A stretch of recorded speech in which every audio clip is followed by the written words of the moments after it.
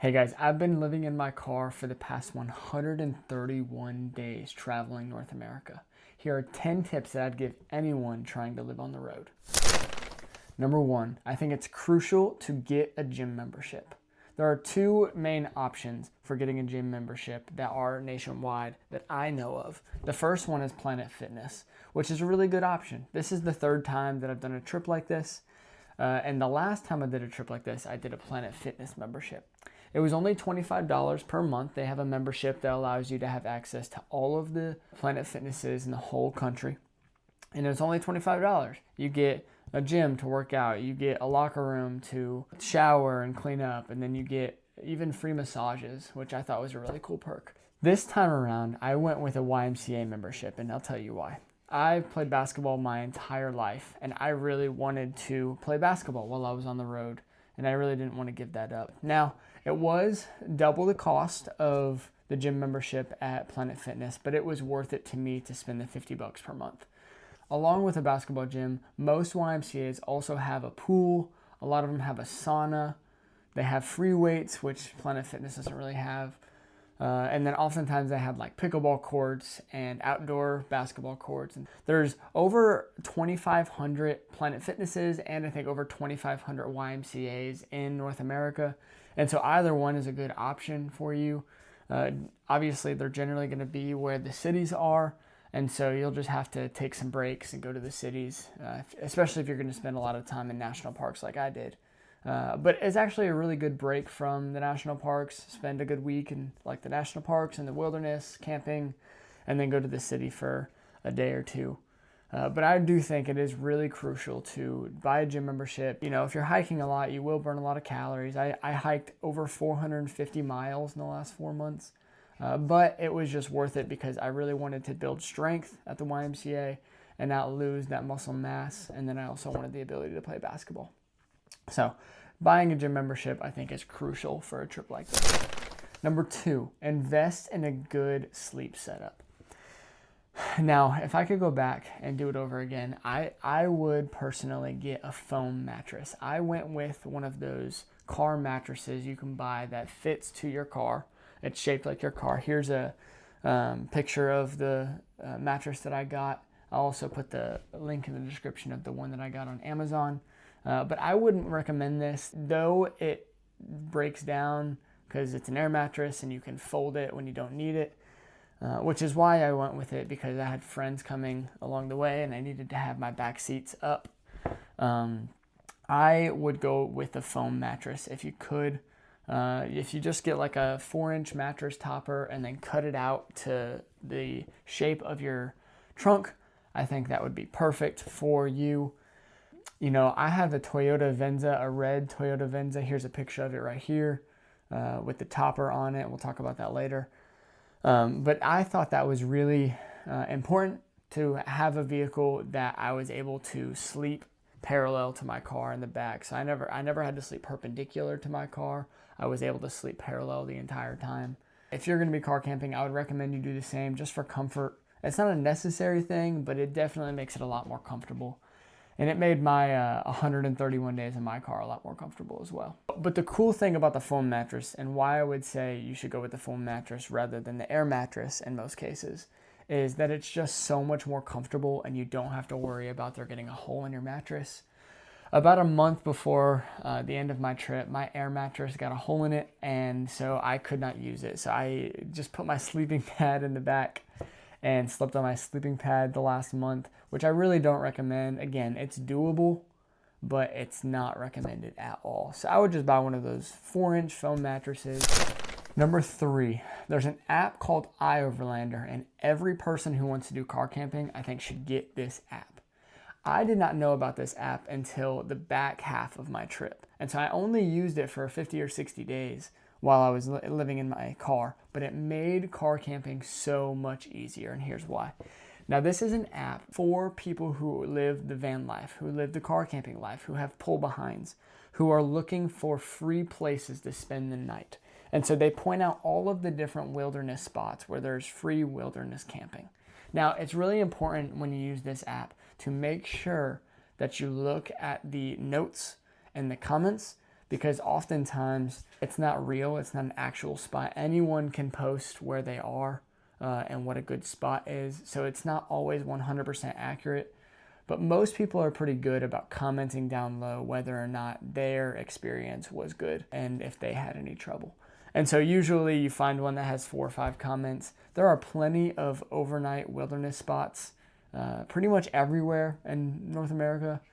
You just need to know where to find them. And I didn't know where to go. And so when I was introduced to the iOverlander app, that was a game changer for me. Oftentimes there's certain pullouts or certain parking lots that allow for wilderness campers, for car campers, but we just don't know it because they don't post signs. And so this app really gives you the ability to see where you can legally park for the night.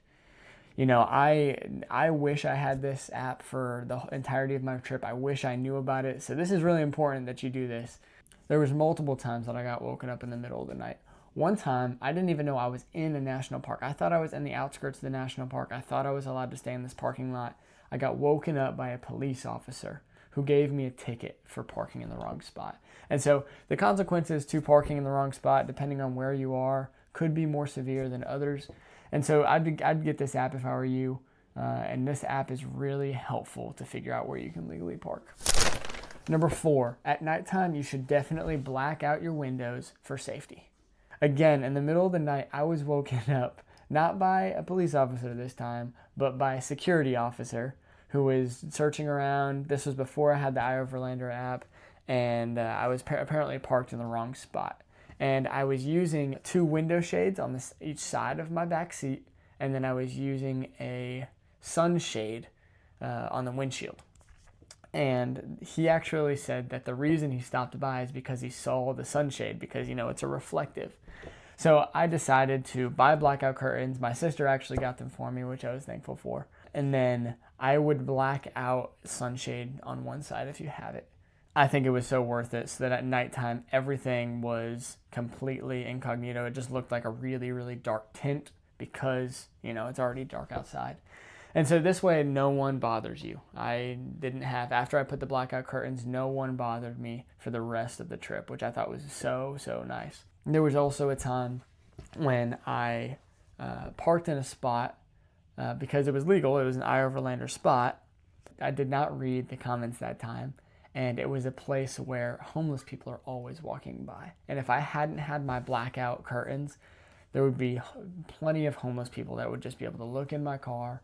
And, you know, there was a couple of homeless people that were screaming in the middle of the night at like 2 a.m. At each other.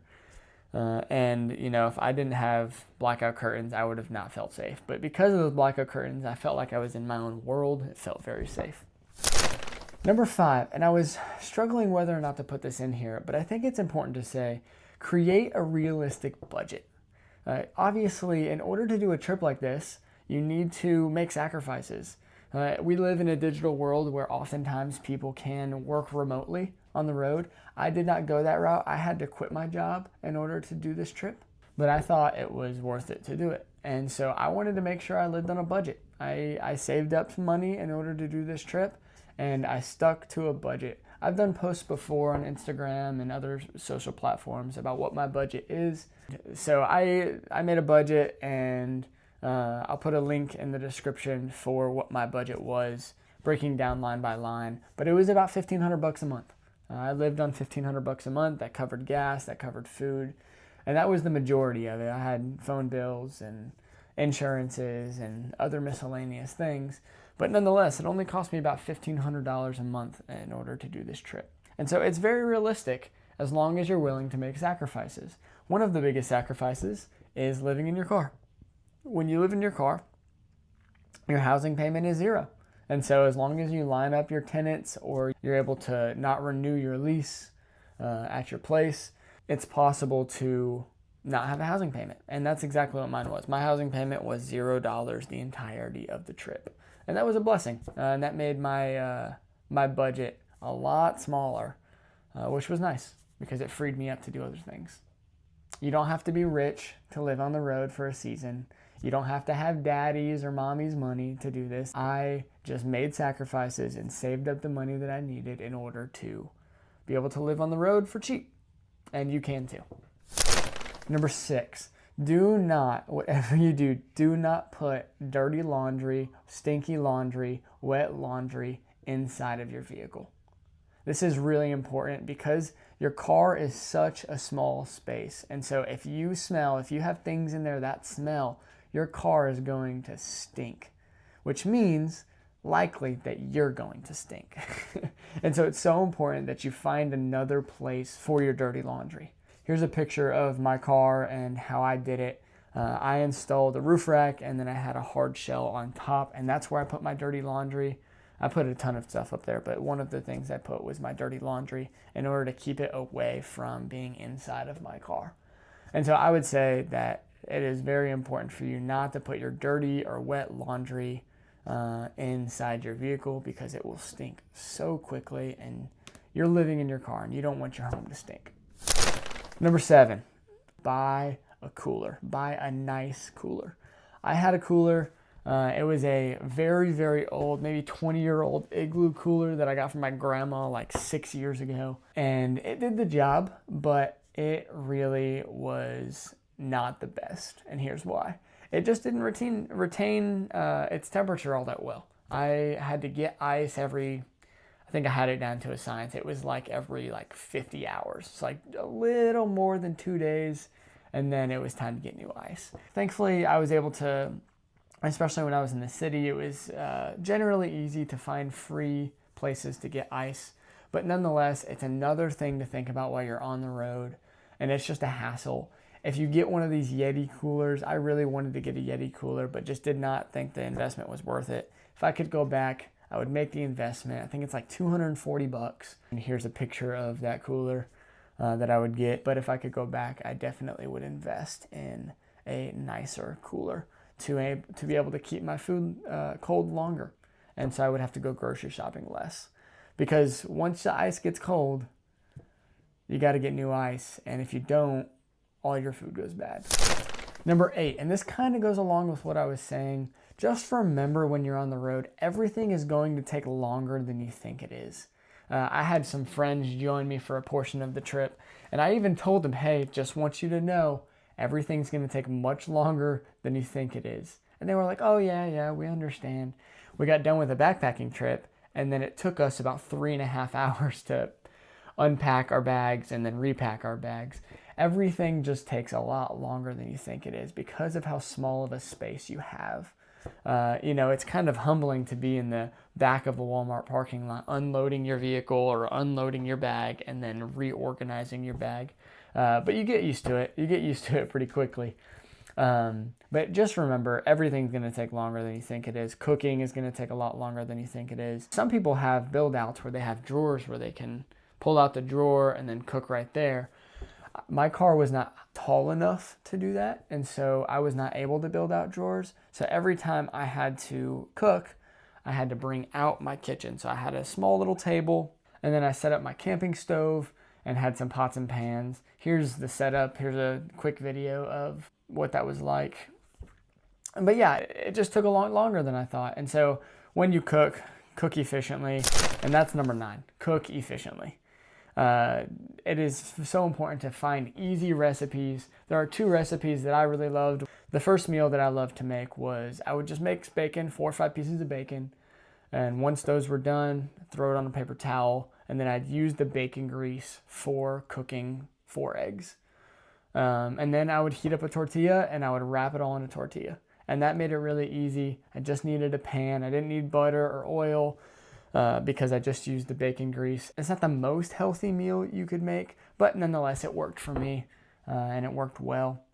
And I do think it is important to eat generally healthy. And that's another reason why I really wanted to cook while I was on this trip, is because I didn't want to just be eating fast food all the time. I wanted to cook for myself. If you're eating out for every meal, you're not going to be able to do $500 a month for food, which is what I did. And so it's going to be important that you do grocery shopping and you cook efficiently so that it doesn't take too much time.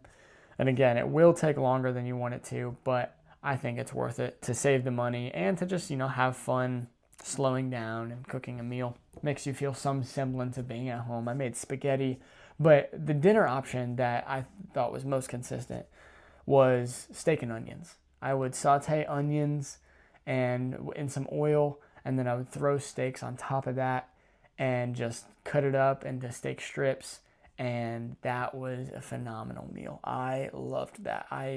Even now, being back, I'll make that all the time because it is just so good. So yes, make sure you're cooking efficiently. And then the last thing, and I think this is so important, this is why I wanted to end with it, is don't be so set on your plans when you do a trip like this. I think it's easy to get into a rhythm of I'm going to do this, and then I'm going to cook this, and then I'm going to do this hike on this day. But honestly, the best moments of this trip was when I got to meet people, when I got to do part of my journey with people. I had people who came from Nashville, and that was great.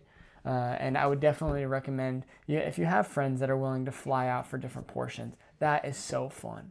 But also, just meeting people on the road is so amazing. I'll tell you one story from that. I went to Natural Bridges in Southern Oregon. Here's a picture of that spot that I went. That is one of the most beautiful places I've ever been on this world. It really feels like you're on a different planet while you're there. But my sister was joining me, and so her and I went, and we're hanging out. And if you look at this picture again, that in the very middle, I don't know if you can see, but that person in the very middle, that's me.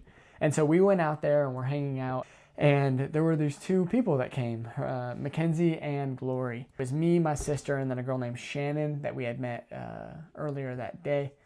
So the five of us found ourselves watching the sunset at this beautiful spot, and it was gorgeous. Here's a small video of that sunset. But afterwards, we had such a good time hanging out, talking. Some of them create content, but all of them were just traveling around and kind of taking a break from the jobs that they had. And so we decided that we were going to go get some dinner. And dinner went really well. We hung out, and we just decided to change our plans. They were going north. Me and my sister were going south. So we just decided, you know what, let's just spend the next couple of days spending time with these people, camping together, cooking together. It was so fun. And that never would have happened if I had to stick to the plans that I had. So I think it is so important that you do not hold to your schedule, because if I held to my schedule, I would have never been able to meet these people and experience what I did. And we had such a good time. And so allow for, what we see as inconveniences. Allow yourself to meet new people along the way. Allow yourself to not hold to the schedule that you put in your mind, because really, honestly, that's when the real adventure begins. And maybe for some of you that's scary. It's uncomfortable because we don't usually live our lives that way.